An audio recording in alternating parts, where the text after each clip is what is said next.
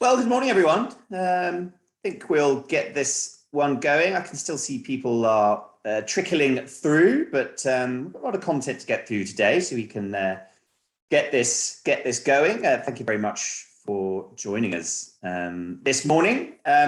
We recently, about 6 months ago, actually launched a working group focused on all things game advertising with a super stellar makeup of participants. And to help work out what our foundational content should be in terms of an output of handbook, we have run and recently received the results of a buyer's survey for attitudes in terms of game advertising generally across sort of awareness of formats and the opportunities, and also some of the challenges, specifically more from a buyer's perspective. So we are very happy to launch that report today, and that's available to download. And we're going to have a panel to talk us through some of the key points of this research. And first up, we're going to have our research director, the wonderful Nat Stanbury, run us through some of the key talking points. So we'll take you through the research, then we'll run through some questions, which with the panelists who will also provide a couple of examples for us to talk to, and it'll set up for the work that we're looking to do in terms of output before Christmas to increasingly support this space. So thank you so much for joining us. For now, I'm going to hand over to Nat to take us through the research before we jump into the panel. Thank you so much. Over to you, Nat. Thank you so much, JJ. Here. Thank you. It's really great to be with you all today to take you through the results of the first IAB Australia study on advertiser attitudes to game advertising. Games offer a really diverse landscape and growing market for brands to get involved with. This diversity makes it one of the largest entertainment channels. And PwC here, from their entertainment and media outlook, have estimated that the total games market sits at $3.4 billion in 2020, representing 6% of all Australian entertainment and media revenue. All digital segments of this sector are expected to grow over the next 5 years, driven by sophisticated technology, the switch to 5G, social and mobile gaming adoption, in-game microtransactions, and esports. COVID has also driven a spike in consumption from new and existing audiences over the last year, with some of us seeking alternate forms of entertainment throughout the lockdown period. Game advertising represents a small proportion of this total market currently at 61 million in 2020. Awareness of the opportunities and is growing amongst marketers and advertisers. And PwC forecasts that this expenditure will grow at 6.6% each year over the next 5 years. So really the time is right for brands to understand the game landscape, uncover the gaming audiences, and learn how they can enter this space in a really effective way. As one of the first initiatives for the newly set up IAB Game Working Group, they set out to assess the level of experience that mainstream agencies and advertisers have with game advertising to better understand the gaps in knowledge, how to increase their confidence, and in continuing to use and recommend game advertising. So we spoke to over 140 advertising decision makers in agencies and brands, and specifically to over 80 who had experienced game advertising. Games offer lots of ways for brands to engage with consumers. We were interested in the experiences and plans of agencies and brands in taking up advertising opportunities in all different ways. So directly within the game, around the game experience, and away from gameplay itself. The panel today will explore with you some more of these opportunities. So from our full sample of respondents, we can see that experience with game advertising is mostly at the fairly early adopter stage. So we had 58% of respondents who had used game advertising or marketing to date. And mostly that was at the experimental stage.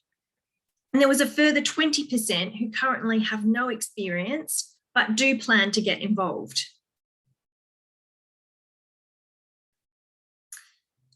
Awareness and understanding of game advertising is still being built.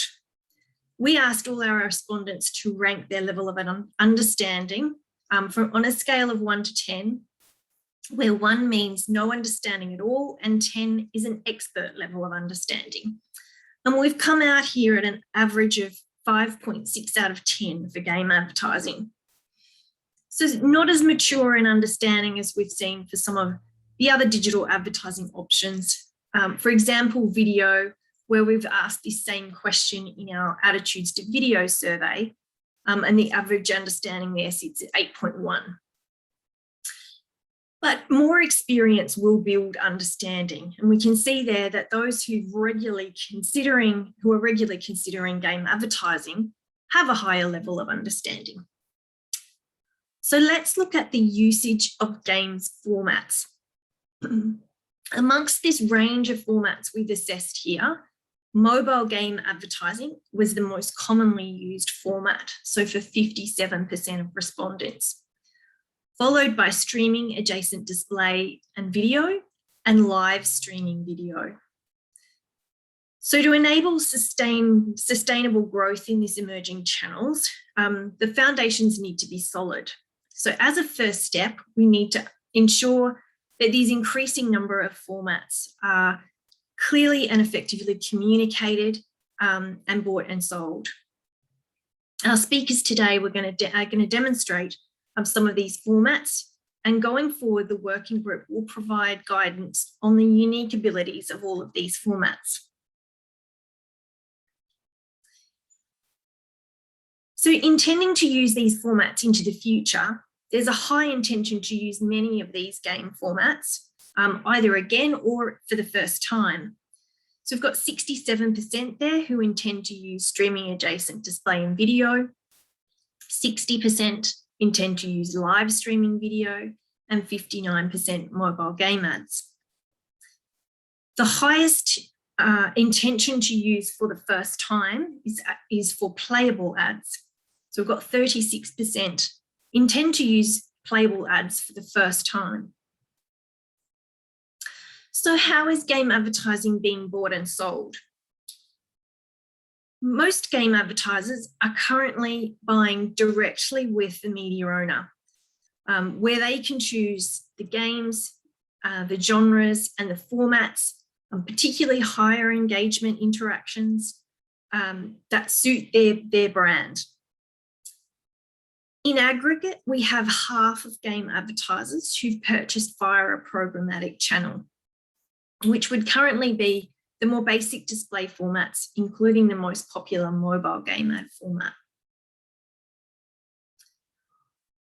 Often game advertising is planned and bought with digital video and display, but only half the time with any other media. So we've got 2/3 of respondents here saying that they always or sometimes plan and buy game advertising opportunities collaboratively with digital video or digital display. Half are saying that they always and sometimes plan game advertising independently from other media. So while advertisers would be getting the rewards of synergies from digital channels working together, it's not as often integrated into cross-media campaigns to achieve the effectiveness benefits of multiple channels working together. When evaluating game advertising opportunities, there are a range of considerations about placement that are factoring into decision-making. So really, most respondents here considered all of these factors in their decisions to some degree. A key factor for consideration is audience suitability. So that's that game environment is delivering the appropriate target audience, and 91% think that this is a major factor. Contextual targeting and suitability of game content to brand are also influencing factors to some degree for nearly all of the respondents. Let's look at the objectives, what we set out to do with game advertising and marketing. So the number one is increasing brand awareness, the number one objective for game advertising. And the most common objectives are focused on the upper funnel. Other brand metrics, such as perceptions, familiarity, and affinity, along with purchase intent and brand education, are also more of a priority for game advertising than lower funnel objectives like sales and conversions. When it comes to evaluating the success of game advertising, as we have seen with other industry surveys, there's some misalignment between campaign objectives and the metrics that we're using to assess success. So despite increasing brand awareness being the number one objective for 70% of respondents, only 34% are using brand awareness lift to evaluate success. So campaign delivery and hygiene metrics are more commonly used to assess success. So things like CPM, reach and frequency, and cost per completed view. So while these delivery metrics do demonstrate an agency's media planning success, they should always be used in combination with some effectiveness metrics to show the impact the campaign had once it reached its desired audience. And while most advertisers have been satisfied with their game advertising campaigns, the lack of effectiveness tracking means that there are a significant proportion of advertisers who aren't really sure if their game advertising has met their objectives. So growth in the role of understanding will come with effectiveness testing and measuring the success of what we set out to do. So what are the key drivers for game advertising? Game advertisers are attracted by access to hard to reach audience segments, and they're also attracted by the highly engaging entertainment content that represents significant opportunity for increased ad attention. While brand building is what advertisers are setting out to do with game advertising, it isn't currently a key driver for their use. So again, that increased measurement of brand and evidence to support brand building capabilities are needed to reinforce branding as a driver. There's a huge opportunity in understanding game advertising and marketing overall. There's a lack of understanding of the role that game advertising plays in the marketing mix and how it works in combination with other media. As mentioned, effectiveness studies and case studies across the industry would also increase the potential for further investment. Certainly creative opportunities abound in game advertising. That is certainly not a barrier.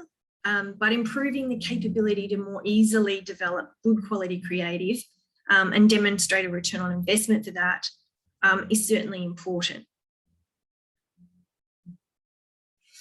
So we all know that creative is a key driver of advertising effectiveness in media. However, only 4 in 10 advertisers here are at least sometimes developing tailored creative executions for game environments. So there's certainly an opportunity to improve game advertising effectiveness for those 59% who are rarely or never adjusting for the specific environment. Given that big influence that creative has, it is definitely worth the effort to invest in strong, impactful creative that is fit for purpose. So to wrap up here before we chat with our panel of experts. Watch out for more tips on how to get started in game advertising. The working group are really looking forward to providing you with some guidance to help make the buying and assessing of game advertising more efficient without losing the really unique opportunities that are available through the different game advertising environments and formats. They're going to be providing you more information on understanding gamers, how brands can appear in a way that adds value to game players, what elements of creative drive greater effectiveness in game advertising, and lots of case studies to show you how the advertising in-game is meeting our marketers' objectives.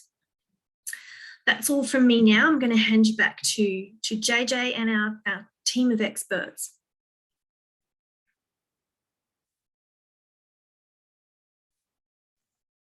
Thank you so much, Nat. That was wonderful.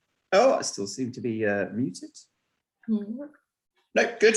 So, look, thank you so much. And as mentioned, as we bring our super stellar panelists up on screen, this will inform the work that we want to put together as foundational output from this working group before Christmas. But for now, we still want to introduce some formats to you and talk through some of the key talking points. So it's lovely to have Jodie here from Publicis, Simon from Double Jump, Matthew from InMobi, and Annie from Magnite. Thank you so much for joining us. And starting with you, Jodie, were you surprised to see that just over 40% of agency buyers were still not taking up these related opportunities?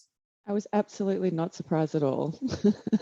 And I think it's something that we've discussed quite a lot in the Gaming Council, and it's something that it seems really hard for a lot of publishers to believe, but there is still a pretty big lack of knowledge in the agencies, which leads to a lack of interest. And, we rely really heavily on the publishers to do that job for us. So it's really great that this council has been put together, because I think now we can put this information into agencies so that it feels a little less like it's salespeople trying to force us to do a thing, and more of an educational piece. Yeah, I mean that it does actually act as an opportunity. It sounded odd, but I was quite excited to see that, because it gave us some challenges to overcome and problems to solve, and it proves the value of what we want to put together. Well, and it absolutely backs up how I feel about it, because that is how I felt about it, and I know what the situation obviously is in my agencies. But I mean, I have people telling me that is incorrect all the time. So it's really helpful for everyone to understand that, it's not that people don't want to get into gaming, it's that people just generally don't understand it. Yep, and pulling out specialists such as those on the group and those of you here, the importance is to be able to see sort of the broader perspective, and sometimes you can't see the wood for the trees when you're really within it. So I think that's given a bit of perspective. And as a part of that, Matthew, the providing some more information on some of the formats and the specific opportunities. I know you've got a couple to run through with us. So please fire away and let's see what you've got. There is a lot of intent, I think, in the research that we just saw around the formats. But I can understand, from a marketer, from a buyer, the definitions, the options can be somewhat confusing for someone wanting to test that space for the first time as well. But I'm going to run you through some examples of what is out there currently and available today, right? So, obviously we have formats that are intrinsic or in the game advertising, as you're seeing on screen here. This is a very new space. It's getting a lot of attention, and it's a fast-moving space in the industry, especially in this market as well. But there are examples that offer a higher degree of creative flexibility that offer around the game, right? So I'll take you through some examples here. We've got rewarded video on the side here. I think touching on this for a second, we often talk about having some sort of a value exchange in advertising, right? This ad format does just that. So let's say you're in a casual puzzle game, you're playing that game. In this game, you're fishing for points. You're then offered a reward to triple those points, or an in-game form of currency, and in exchange watching a full screen video ad, right? At Mobi, we see performance advertisers recognizing the value in these formats, but we are seeing brand advertisers gravitate toward this area because you can run your 6, 15, and even 30-second video creative with some promising results there. And then there was playables, because it was quite interesting that playables were the highest intent in terms of format that was intended to use there. And look, playables by their very nature, they represent a playable experience of the game or the brand they represent. In this example with a Family Guy sort of Candy Crush style game, you're playing a level in the ad itself, and then invited to download the app to then experience that product there. Same for this Lego movie example. The playable experience happens after the 6-second video completes. Inviting people to play with characters, create their own character, so on and so forth. And then lastly, speaking more towards more of a brand advertiser, Latin Fresh, simple tweaks with that context in mind, sliding the pot to capture ingredients for a product that's pushing there. It's that importance of designing with context in mind can have some incredibly powerful results. And we've actually got a quick case study here with our friends over at Unilever around doing that, but also just having that simple design tweaks throughout the user experience. So I'll play that for you now. Cornetto was a sick brand, where still it lacked clear differentiation from its closest competitor. Something needed to change, and thankfully it did. The Cornetto disc was born. Our objective was to re-engage our audience, fearless teenage romantics. Mobile was chosen as the most effective way to reach them. When they weren't snacking on their smartphones out and about, they were kicking back on the sofa with their tablets at night. They loved consuming any form of entertainment, especially games. Our strategy was simple. We would interrupt them at key times of the day and week, in environments we knew they enjoyed. We created a very tempting bite-sized chunk of our own entertainment. A tasty, in-banner HTML5 game built for both iOS and Android across smartphones and tablets. Using the chocolate disc at the heart of the game, our audience was encouraged to flick the disc into the mouth of a hungry character, which moved across the screen from side to side. As each level was completed, the mouth moved faster and faster, making it more difficult, but ever so addictive. Each new level introduced the audience to a different element of the new Cornetto disc. The chocolatey tip, delicious sauce, the crunchy wafer, and the chocolate top all made an appearance. When our audience finally reached the end of gameplay, they were given the opportunity to share their fun experience. Was the game consumed? Was it ever? We had nearly 250,000 gameplays. Hundreds of thousands of discs were flicked into the hungry mouth, and the game was shared over 4,600 times. Not bad for a banner. But best of all, the game was played on average for 8 minutes. Just to be sure that people got our message, we ran a piece of research. Remarkably, over 92% of respondents liked the ad. And more importantly, 73% of them thought it would be likely that they'd buy the new Cornetto disc. Tasty results? We think so. Hopefully that made people quite hungry, but I think if you're spending upwards of 8 minutes with an ad, it's a powerful piece of content there, that's for sure. Yeah, no, that's fantastic. Thank you very much. I mean, you talk about interactivity and engagement levels. You've got it there in truckloads. Thank you. And over to you, Simon. And continuing on the topic of formats, I know there's a number of more exotic formats within the research, which we're going to provide a bit more info on. And I know you've also got some examples to show us, which is good. I mean, one that I wondered about is, what on earth is a metaverse activation, for instance? But I can start with that if you'd like. Sure. Yeah, okay. I mean, metaverse, it was interesting to see. It was right at the bottom of the list of all those examples, but interesting to see that 8% of the industry thought they've done some metaverse. So I'd love to know those examples, because it's a hard one with the definition. But I think to sum it up pretty simply, it's a digital world or an environment that gets created. It's usually a 3D environment. That's sort of what we know it to be. But what's important is it's about social connectivity and it's about interaction. So think of it like a digital playground. And it's that interactive point that makes it so interesting, because that's where you can really do things that you just haven't been able to do in this kind of environment. And this is why you see companies like Facebook saying they're now a metaverse company, because it's really about that interactivity and social engagement. There's two types though, when you're talking about metaverse. There are the game experience-based metaverses, and this is what we're seeing now. This is Roblox, Fortnite, Minecraft. So there's still a central game at the core of that, and then you can do things around that. And then there is another division, which is the sort of creator economy sort of space, which is NFTs and crypto and all of those things, where there may be mini games or game elements, but it's not necessarily that the game is the central theme.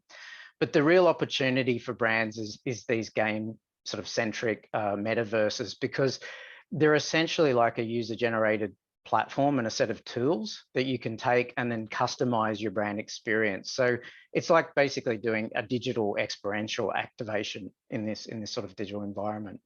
Okay, all right. Now I know you've got some slides there to run through us, so just maximize your slides there so we can go through them. All right, no problem. So you can see that. All right. So yeah. So as we said at the start of the survey, there's quite a lot of formats, and obviously there's a lot to take in from an education perspective on the game advertising and in-game units. But there's also game marketing that sits in that away from the game, and that's much more about sort of contextual content marketing, and that's certainly something that we're very much involved in. So I wanted to give a bit of a case study on this and where sort of brand association can go outside of sort of the straightforward sort of media buying aspect. This is not an example that Double Jump has worked on specifically. There's global examples here, but it's really about when somebody asks who's doing gaming right, the poster child is definitely KFC, in our opinion. So they face a challenge that a lot of brands have. It's sort of, how do I fit with gaming? Is there a fit? We hear that a lot, that, yeah, my brand doesn't fit with gaming. How would I put it together? We know there's an audience crossover because it's digital natives. There's enough data and research to say that most brands have some element of their audience who is playing and interacting with games. But how best do you activate that? So it's really about building a bridge between your brand and that gaming culture. So KFC really identified that as a challenge, and they knew that they had to reach those digital natives. So they really went all in. And I mean, their solution was to create an entire sub-brand, a socially led strategy called KFC Gaming. And it was supported with a full content marketing plan. So they created this sub-brand, which really gave them a platform that they can speak to the gaming culture. And the thing that was interesting with this is it's completely unbound from their, I guess, the traditional brand restrictions on their primary channels. They can really speak however they like. It's also about developing a really mature sort of long-term acquisition strategy and a persistent brand affinity play. They also get to establish their own tone with the bucket on the head there. It's great, obviously very comical, and they called it "It's finger clicking good." So there's a lot on this slide. I'm not going to go through all of this, but what's really important to see here is that this is a story. And you may be aware of some of these activations. I think a lot of people saw the KFC console that hit when PlayStation and Xbox were having their console wars. There was sort of debate about this third console, which was really amazing, but that was not done in isolation. This has been a multi-year strategy that started in 2018. And it's these sort of consistent and authentic interactions that they're doing with a couple of key moments throughout each year that have maintained that relevance, and they've really built that connection to gamers who accept what they do. So when they dropped that console, gamers just thought it was funny. It fit in the tone and the brand of what they've been doing for a number of years in this space.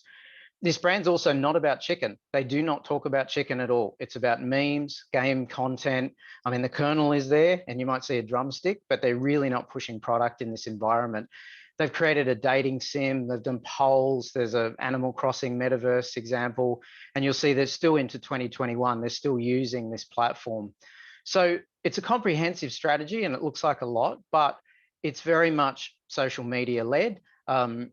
The costs have been sort of born from there, but they're really coming up with a sort of cost-effective way of doing paid, earned, and owned.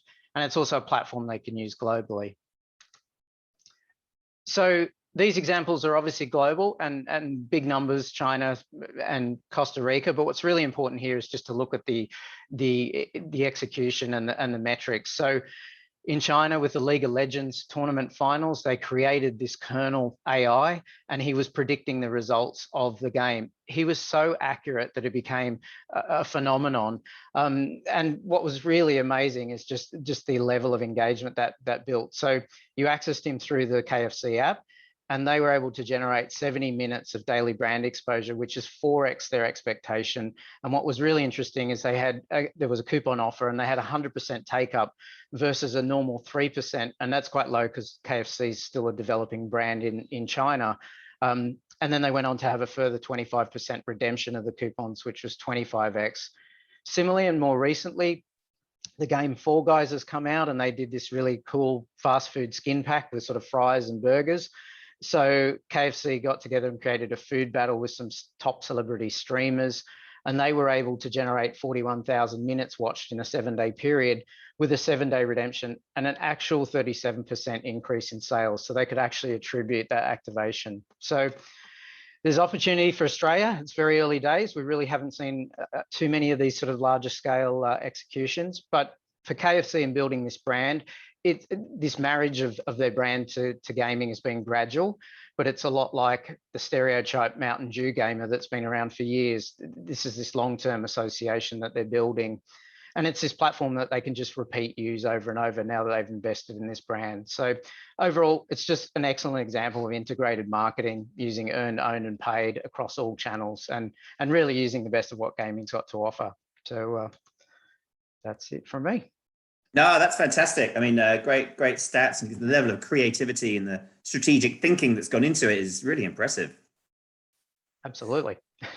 So it's good to see a few questions coming in through the Q&A tool. Please don't be shy, chuck them in there. We will come to them towards the end of the panel, or I'll even try and weave them into the dialogue as we go along. And now coming to you, Annie, from Magnite, in terms of execution and what you're seeing in your platform, the research there sort of hinted at there being buying across the opportunities that we're talking around some curated and PMP deals. What are you seeing in your platform? Is a lot of that being specifically bought and sought, or is it just part of general sort of open market bidding? Yeah, I mean, in terms of what we see from Magnite, I think this really, from a demand perspective, this really sort of ebbs and flows. And then, there's a number of savvy brands already within the retail, auto, technology sectors that have caught on to that value of highly engaged audiences that gaming has to offer. But in saying that, I think, we're still very much in those early stages of buyers and advertisers understanding the true value of gaming supply. And some of the feedback that, we've received from buyers still flags those misconceptions that, gaming is only for that cliche niche audience of young males in dark bedrooms gaming for 8 hours a day. But when in reality, nearly 50% of Australia's gamers are females 18 plus. And the ABC published a really interesting article on this back in July, which, for me, just sort of highlights a huge opportunity of an audience that hasn't necessarily been tapped into yet. But the gaming supply that we have access to via our Magnite CTV platform, this very much sits within the open auction space. However, from like a display perspective, which sits within our DV Plus platform, we have been at the forefront of successfully testing PG, which has been super cool because it's new territory. And this has been with our intrinsic gaming partner Frameplay. So yeah, as I mentioned, really exciting journey, incredibly valuable in sort of future-proofing buyer confidence in those new environments, by having that reliable, accessible deal type to trade via.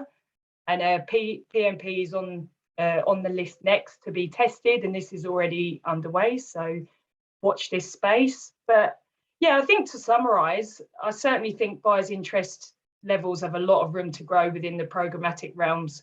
But I think before we sort of see that demand substantially increase, I personally think it takes all of us, the programmatic vendors in markets, so your SSPs, DSPs, alongside those core gaming publishers, especially those who've got, people on the ground here. And of course, the IAB, to sort of collaborate in creating better awareness and education in the advertising game space, because, you know, knowledge is key.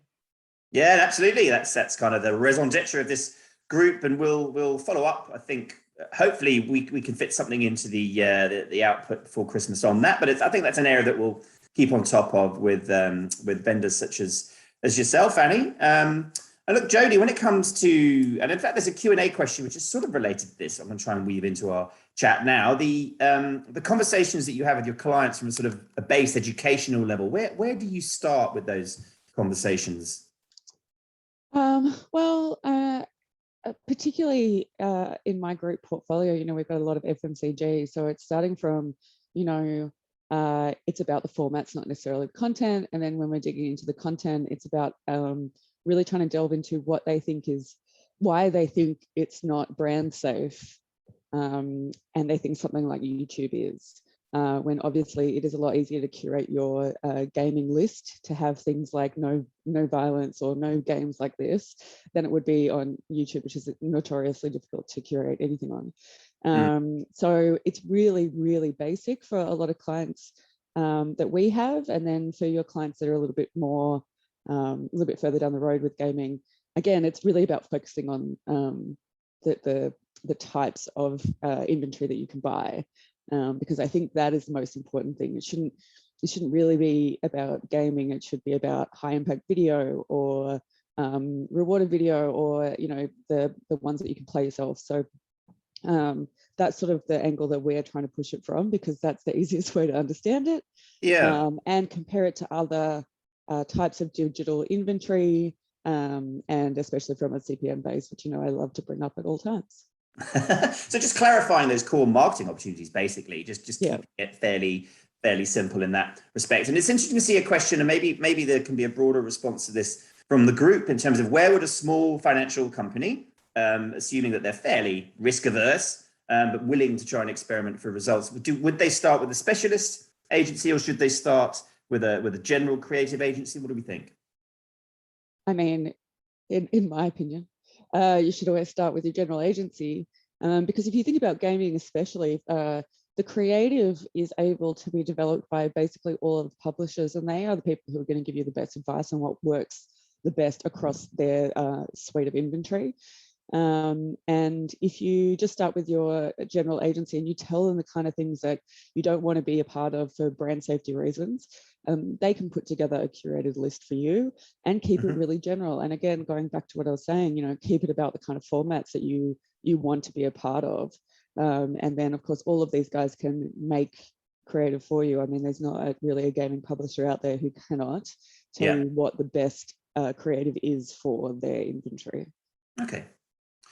And look, I know we're talking about the research that we've done in terms of buyers' responses, and that's fine. But I know in Moby, Matthew, have recently done some research specifically around the audiences and levels of engagement and these core sort of marketing metrics, and around mobile gaming. Can you share a couple of key insights with us from that, please? Yeah, absolutely. And it was actually interesting. The research actually had some great sort of surprises in it as well. And we, you know, naturally we saw an uptick in mobile gaming itself, but there was a key insight in terms of the reasons and differences that each demographic chose to play mobile games, right? And I think the top reason obviously was as a form of relaxation and entertainment across both demographics there. But I just want to pause here for a second, and something that Simon referenced in terms of Facebook now being referenced as a metaverse company. You've got also companies like Netflix that are, you know, investing a lot of time, and I'm sure a lot of money into mobile gaming now. You know, I wouldn't say that they won't run ads. Never say never. I think Uber, you know, they're dipping their toes in in-app advertising, so it might be a developing space that we're all, you know, about to see unfold. But in terms of the research, you know, and diving down into those differences across those demographics, you know, males, you know, they chose to play mobile games as a sense of for a sense of community and virtual socialization, whereas females chose to play games because they wanted to connect with their friends and family. And so I think there's a psychology there that we can tap into when done correctly with context in mind that can produce those favorable results. But, you know, diving down into the categories or the subcategories of gamings or mobile games that sort of rose, we actually saw a 9x growth in card games. about a 3.5x growth across casual and word games, a similar growth pattern for puzzle games as well. And it's important to note that these subcategories make up the vast majority of mobile games. Yes, there is those violent shooter games, but they're more for your mid-core to your hardcore gamer, you know, the young millennial male in that dark room, as Annie pointed out there. And I think, you know, it's important to note as well that these hyper casual games, they're incredibly light-hearted fun, incredibly brand safe, and, you know, quite broad in who they reach as well. So there was a few interesting insights in the research piece we conducted for sure.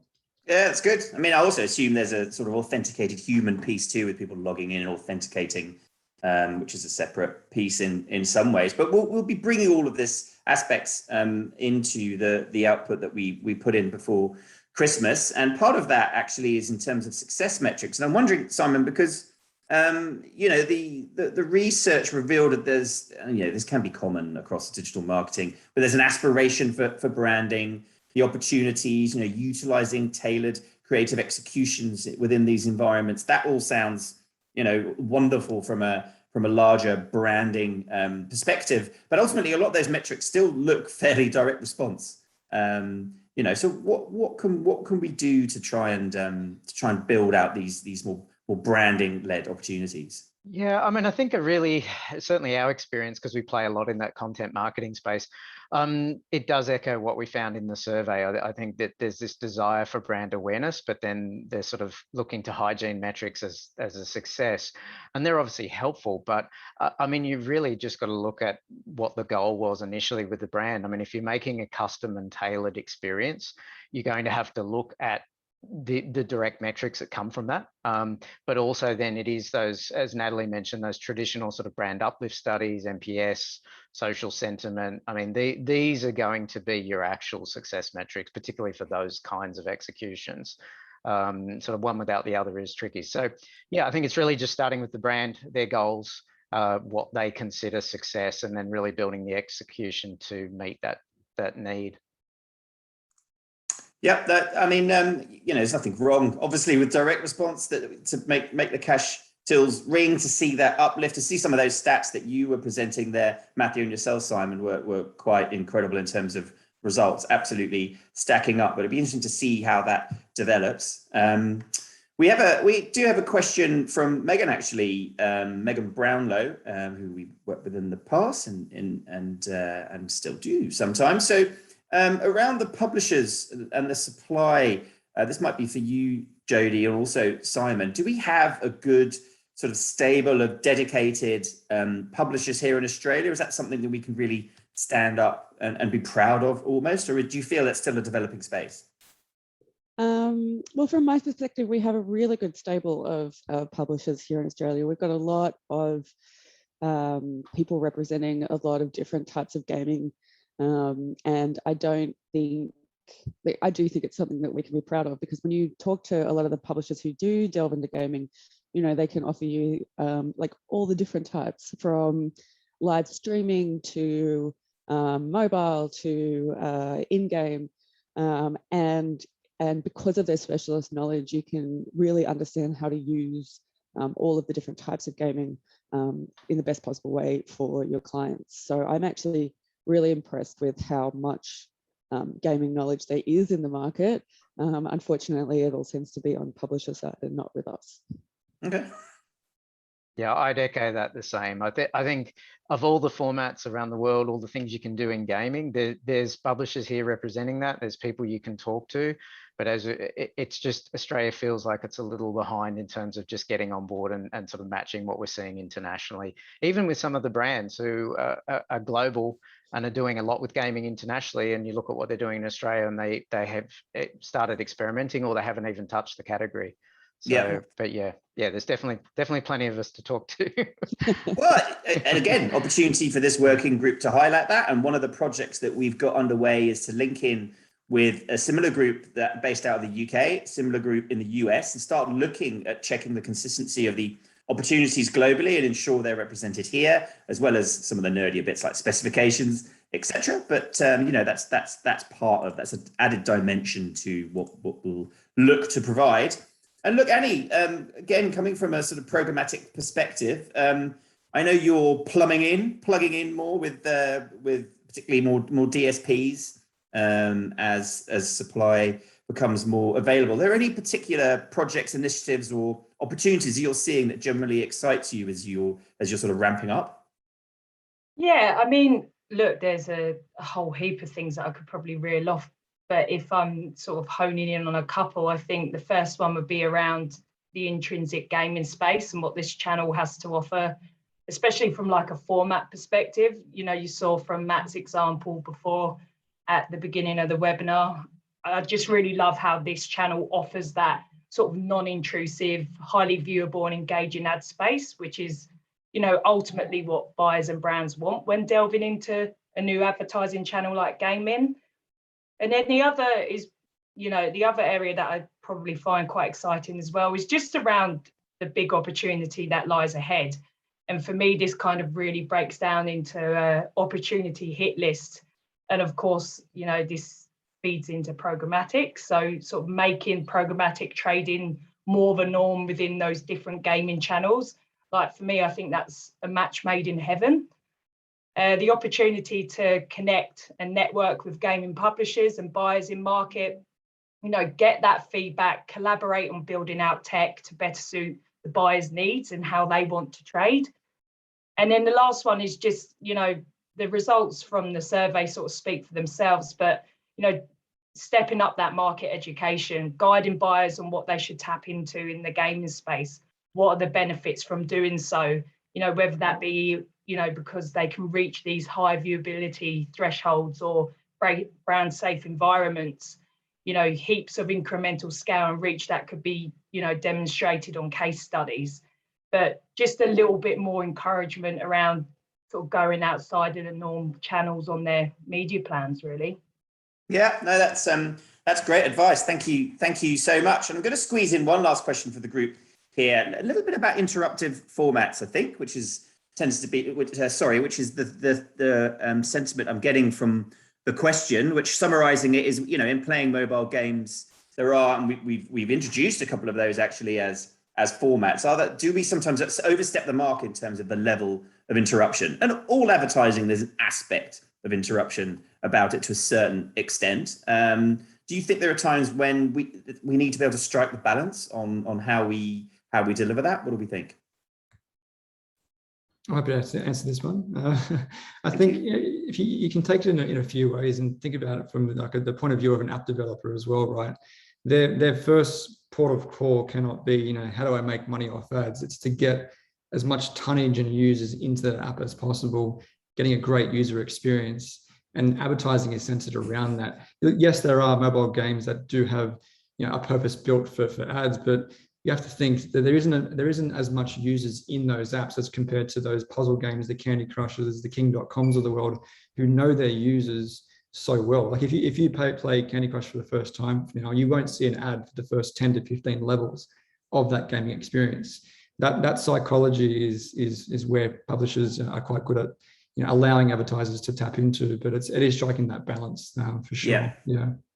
I think it's better. Something we've got better at digital marketing more recently, and you'd hope that this continues in terms of that consumer value exchange. You know, you play a game, you have the opportunity that's optional to take on a reward doubler video. You know that it's a 30-second. That's up to you. You have control to not take that thank you or to accept that as an exchange for what you're doing. And I think it feels responsible enough. But we should be prepared to make some recommendations in this area, certainly in part of our outputs. Yeah, and also looking at that question, you know, one of the things that they were talking about is being bombarded by other games as ads. And there's like a couple of reasons why that happens. Number one, we're not advertising enough with big brands. And number two, it's based on like the information they have on you. So the less information you have out there, the more generic ads you'll get. And I know exactly what he's talking about because I only ever get served game ads. Yeah. And you know, it's just like anything. If you're watching BVOD, if you're watching television, if you see the same ad 100 times in a row, it's super irritating.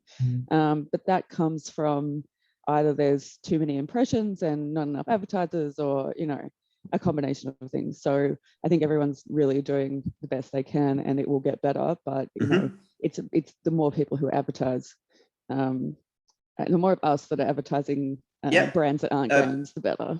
Very valid point. Absolutely. That makes sense. I'd just add to that, it's actually testament to the format. I mean, the games industry is the expert at advertising to gamers. They have to do it just as much as brands do. The fact they use it, they know it works. So yeah, they're very dominant in that space because they see the effectiveness of it. So yeah, come on, brands, take that inventory. But I do also notice there can at times be an element of frequency capping. You might receive it 2 or 3 times and then you won't again. And actually, sometimes there's actually no demand, and it will say that there isn't, and there is no opportunity for the sort of doubler piece online. I think to Matt's point, that the sophistication of the game developers improved. If we look at what was happening in this space 5-10 years ago, there was a lot of experimentation. I think with rewarded video that's sort of more natively integrated by the game developer, frequency capping, they've got a lot better at this and sort of put that into the experience. So I think, yeah, definitely for a lot of those free-to-play gamers are used to running those rewarded videos, watching them every so often, getting their rewards, and it's just part of their daily behavior then. Yeah. Well, look, panel, thank you so much. That's been a fantastic session. I've certainly enjoyed it. And look out, everyone, for the report that's available now. And we'll be looking forward to the work that we're going to undertake as a council in terms of the output prior to Christmas, where you'll see more information on the formats introduced here and a lot more, along with some guidance and hopefully even some standards and specifications to round it off. But thanks again, panel. So in terms of what we're up to, we have a webinar in a couple of weeks, which you'll soon find out about. And we currently have our Measure Up Awards entry window is open until the end of this month. So you've got a couple more weeks where we pull out all the best examples that we can find from a measurement perspective across the industry, which is a big event annually, which you'll see happening towards the end of the year. But just a reminder that the entry opportunity exists for another couple of weeks, so please get them in. But for now, thank you very much to everyone for your time. Have a fantastic afternoon, and thanks to the panel. See you soon.